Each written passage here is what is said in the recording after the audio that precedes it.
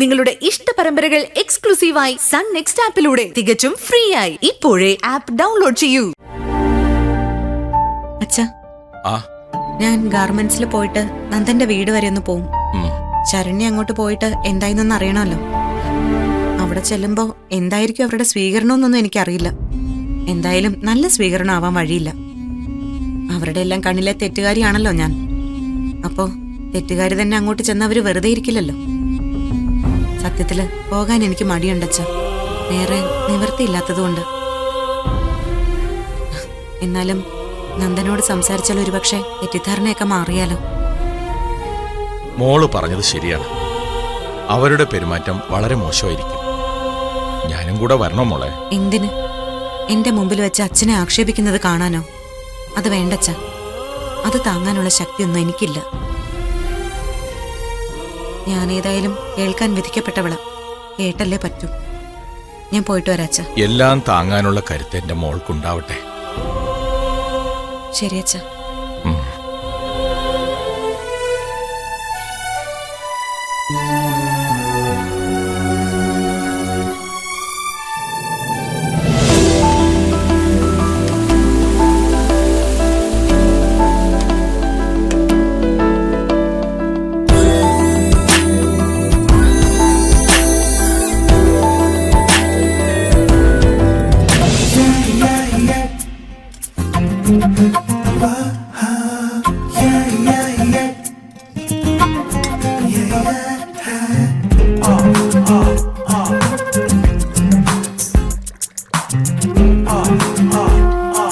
മധുരമുള്ള ചായയിലൂടെ ഞാൻ നന്ദന്റെ ഹൃദയത്തിലേക്ക് കയറി. നന്ദൻ പോലും അറിയാതെ.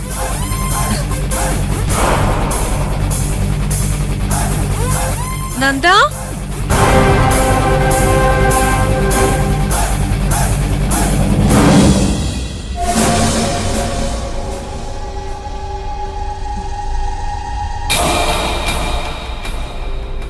നന്ദ,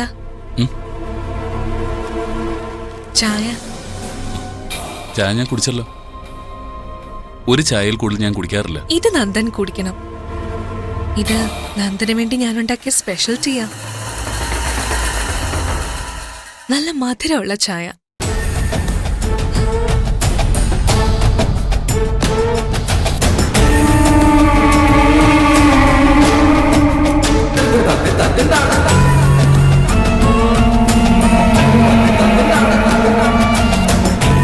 ഇങ്ങനെ ഗ്ലൂമിയായ നന്ദനേക്കാളും ഭംഗി പഴയ ആക്റ്റീവായ നന്ദന്. ആ നന്ദനെ എനിക്കിഷ്ടം. ഞാൻ നന്ദനിലേക്ക് അടുക്കാൻ ശ്രമിക്കുമ്പോഴെല്ലാം നന്ദൻ എന്നിൽ നിന്ന് അകലം പാലിച്ചു നിന്നു. അതെന്തിനായിരുന്നു എന്ന് എനിക്കറിയില്ല. എന്നാൽ ഒരു കാര്യം എനിക്ക് ഉറപ്പിച്ച് പറയാൻ കഴിയുന്നുണ്ട്. ഞാൻ നന്ദനെ സ്നേഹിച്ചതുപോലെ വേറെ ആരും നന്ദനെ സ്നേഹിച്ചിട്ടുണ്ടാവില്ല, ശരണ്യ പോലും.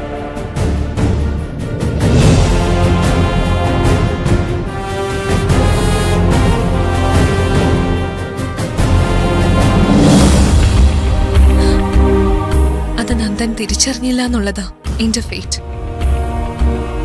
നന്ദൻ എത്ര എന്നെ അവഗണിച്ചിട്ടും പിന്നെ ഞാൻ നന്ദനെ തേടി വന്നത് ആ ഇഷ്ടം ഇപ്പോഴെന്റെ ഉള്ളിലുള്ളതുകൊണ്ടാ. അതുണ്ടാവും നന്ദ, ഇന്നും എന്റെ ഉള്ളില്. ഞാൻ മരിക്കുന്നത് വരെ നന്ദൻ ഉണ്ടാവും. നന്ദന്റെ ഇപ്പോഴത്തെ അവസ്ഥയ്ക്ക് കാരണം നന്ദൻ സ്നേഹിക്കാത്തവരെ തേടി നന്ദൻ പോയതുകൊണ്ടാ. ശരണ്യ നന്ദനെ സ്നേഹിച്ചിട്ടുണ്ടെന്ന് നന്ദന് പറയാമോ? ഉണ്ടെങ്കിൽ നന്ദന്റെ ഈ അവസ്ഥയിൽ നന്ദനെ ഉപേക്ഷിച്ചിട്ട് ശരണ്യ പോവില്ലായിരുന്നു. എന്റെ അവസ്ഥയ്ക്ക് ഒരു കുഴപ്പമില്ല ദിയ. എനിക്കറിയാം. ഞാൻ നന്ദനെ ആദ്യമായിട്ട് കാണുന്നതല്ലല്ലോ. നന്ദനെ അവര് ചതിച്ചതല്ലേ? മനഃപൂർവ്വം നന്ദനെ കുഴപ്പത്തിലാക്കിയതല്ലേ ആ നന്ദിത? എന്നിട്ട് അവരോ സുഖമായി രണ്ടാം കെട്ടുകാരന്റെ കൂടെ ആടിക്കൊഴഞ്ഞു നടക്കുന്നു. നന്ദനും നന്ദന്റെ വീട്ടുകാർക്കും പുറത്തിറങ്ങി നടക്കാൻ പറ്റാത്ത അവസ്ഥയാക്കി ആ നന്ദിത. അയ്യോ, എന്തെല്ലാം കഥകളാ അവരെ കുറിച്ച് കേൾക്കുന്നത്. കേട്ടാ സഹിക്കില്ല. ആ ഗാർമെന്റ്സിൽ എന്താ നടന്നിരുന്നെന്ന് എല്ലാവർക്കും മനസ്സിലായില്ലേ? ഈ നന്ദൻ ഒരു പാവമാണെന്നും അമ്മയും മോളും മനസ്സിലാക്കി. അവരെങ്ങനെ നടന്നാലും നന്ദൻ പ്രതികരിക്കില്ലെന്ന് അവർക്ക് നന്നായി അറിയാം. നന്ദൻ ഇത്രയ്ക്ക് പാവമാകരുത്. മുഖത്ത് നോക്കി അവരോട് കാര്യങ്ങൾ ചോദിക്കാനുള്ള തന്റെ ഇടം കാണിക്കണം. ഇന്നേ വരെ ആ നന്ദിതയോട് കാര്യങ്ങൾ നന്ദൻ ചോദിച്ചിട്ടുണ്ടോ? ഇല്ലല്ലോ. അതാ കുഴപ്പം. ചോദിക്കണം നന്ദ. ഇങ്ങനെ തോന്നിയ ദിവസം കാണിച്ചു നടക്കാൻ അനുവദിക്കരുത്.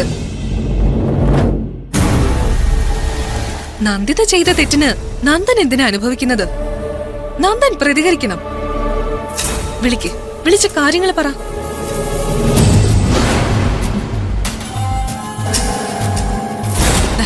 വിളിക്കുന്നുണ്ടാ?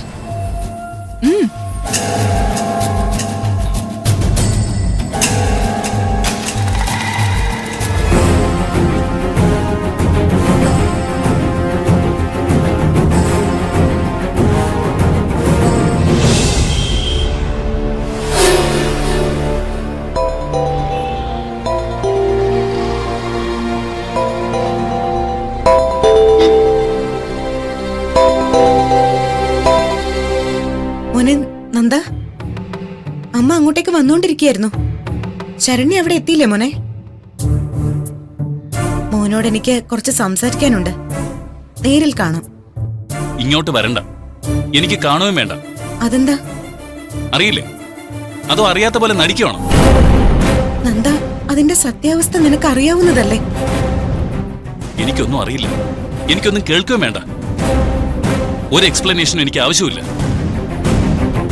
എന്റെ ജീവിതം തുലഞ്ഞു. അതിന് മാത്രം എന്ത് തെറ്റാ ഞാൻ ചെയ്തേ? അമ്മയുടെ മോളെ സ്നേഹിച്ചതോ അതോ വിവാഹം ചെയ്തതോ? അതാണോ ഞാൻ ചെയ്ത തെറ്റ്? എന്റെ വീട്ടുകാർ എതിർത്തിട്ടും അതൊന്നും മൈൻഡ് ചെയ്യാതെ അമ്മയുടെ മോളെ വിവാഹം ചെയ്തവനാ ഞാൻ. ഞാൻ ചെയ്ത ആകെ ഒരു തെറ്റ് അത് മാത്രം. എനിക്ക് മതിയായി. എനിക്ക് പുറത്തിറങ്ങി നടക്കാൻ പറ്റാതെയായി. എവിടെ പോയാലും ഭാര്യയുടെ അമ്മയുടെ വിശേഷങ്ങൾ അറിയണം. ചോദ്യങ്ങളാ, എന്റെ കയ്യിൽ ഉത്തരവില്ലാത്ത ചോദ്യങ്ങൾ. എന്റെ അച്ഛന് പുറത്തിറങ്ങാൻ പറ്റുന്നില്ല. മകന്റെ ഭാര്യയുടെ അമ്മയെ പറ്റിയുള്ള ചോദ്യങ്ങൾ. എന്റെ അച്ഛൻ ഇത്തരം ചോദ്യങ്ങൾ കേൾക്കേണ്ട കാര്യമുണ്ടോ? അതിന് ഉത്തരം പറയേണ്ട കാര്യമുണ്ടോ? മാന്യമായിട്ടുള്ളൊരു കുടുംബം എന്റേത്. മകന്റെ ഭാര്യ വീട്ടുകാരുടെ തോന്നിയാസങ്ങൾക്ക് ഉത്തരം പറയേണ്ട ബാധ്യത എന്റെ കുടുംബത്തിനില്ല. എന്റെ അമ്മയേക്കാൾ കൂടുതൽ ഞാൻ സ്നേഹിച്ചതാ നിങ്ങളെ. എന്നിട്ടും മോനെ നന്ദ, ഞാൻ പറയുന്നതൊന്ന് കേൾക്ക്. എന്ത് കേൾക്കാൻ? അമ്മയുടെ ഗാർമെന്റ്സിലെ കഥകളോ അതോ രണ്ടാം കെട്ടിന്റെ കഥകളോ? അതൊക്കെ ഞാൻ പുറത്തു നിന്ന് ധാരാളം കേൾക്കുന്നുണ്ട്. ഇനി അമ്മയുടെ വിശദീകരണം എനിക്ക് ആവശ്യമില്ല. മേലാൽ ഇനി എന്നെ വിളിക്കരുത്. എന്റെ വീട്ടിലേക്കും വരണ്ട. ഇനി എന്റെ ഭാര്യ വീടുമായി എനിക്കോ എന്റെ കുടുംബത്തിനോ യാതൊരു ബന്ധവുമില്ല. എല്ലാം ഇവിടെ അവസാനിക്കുക. ഇനി എനിക്ക് ഒന്നും പറയാനില്ല, ഒന്നും കേൾക്കാനും.